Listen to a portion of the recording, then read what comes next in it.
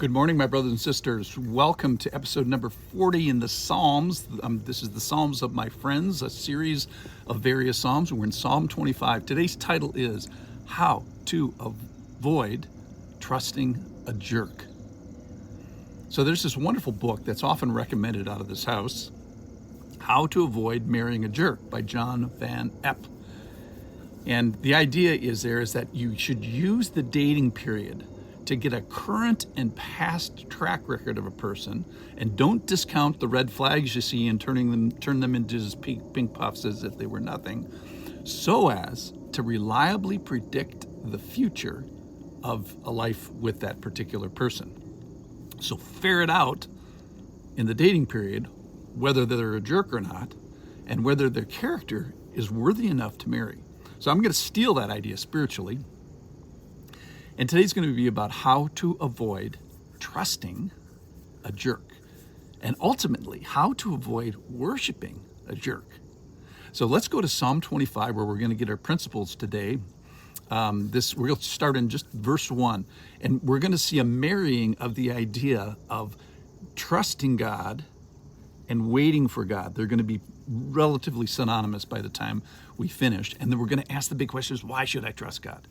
All right, verse number 1. To you, O Lord, I lift up my soul.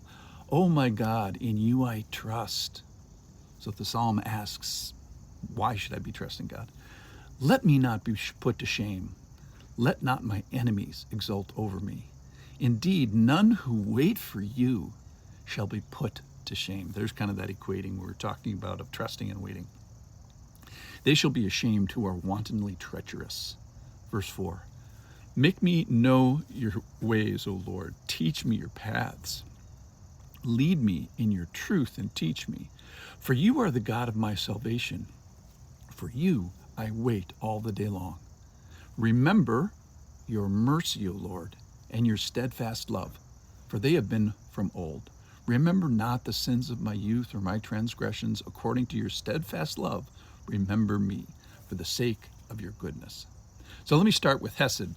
So one of the fun things about HESED, the Hebrew word for God's steadfast love, it's like this multifaceted gem.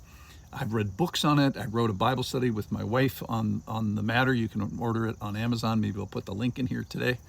So this aspect of HESED, so despite all the books, all the looks that I've taken at it, was new to me. And this stanza asks God to remember his mercy in light of his character of HESED, his faithfulness. So God, please remember to be merciful. Why? Because of your steadfast love. I'm banking on this aspect of you, or asking you humbly about it. So here's this combo thought about waiting. What am I doing in the expanse of time before my faith becomes sight? That's the waiting, spiritual waiting period. Well, two things. Waiting isn't passive. It's trusting in him, and it's entrusting myself to him. So the question you have to ask is he reliable? Is he consistent enough to merit my trust? Just if we step back, is the object, the person in this case, of the entrusting, is he trustworthy enough? So let's ask of God, has he earned this trust? Has he demonstrated by the past and current faithfulness enough to warrant the placement of my trust going forward into the future? So what is it that summarizes this track record of the past and current is HESED. It's this steady character of God. So why should I trust God in the future? Well, because of the well-documented past with him. Why should I entrust myself to him as we go forward? Well, because of his proven track record with humanity and with you. So in a sense, it's not a blind faith. It is from a very recognizable and documented track record. So you should go forward with God because of what is already past. Write that down.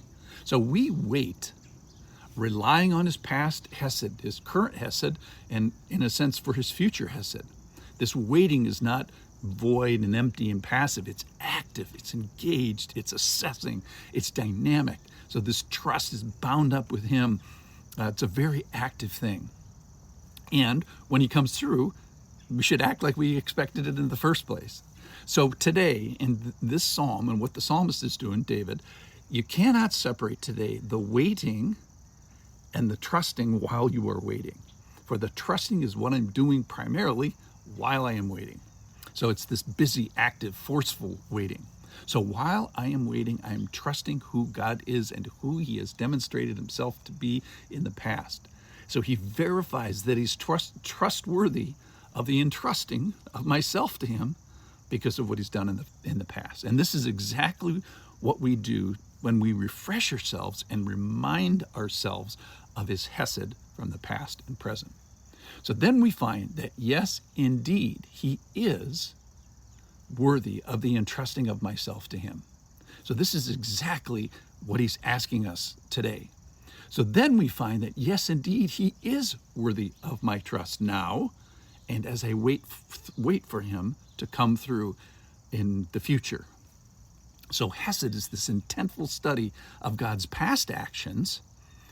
Why? Why do we do it? Well, so that we can commit ourselves to avoid trusting in a jerk. So we're using all this past data to confirm for us as yes, the Lord is reliable, and so I can trust him. So that's how you avoid trusting in a jerk. And then ultimately for us, this is how exactly we avoid worshiping a jerk. So join me today, Psalm 25, look it up, read it, see the relationship between the Lord's trustworthiness and how that's what we're engaging in refreshing our memories of it as we wait for the Lord. Thanks for listening. See you tomorrow. Come back.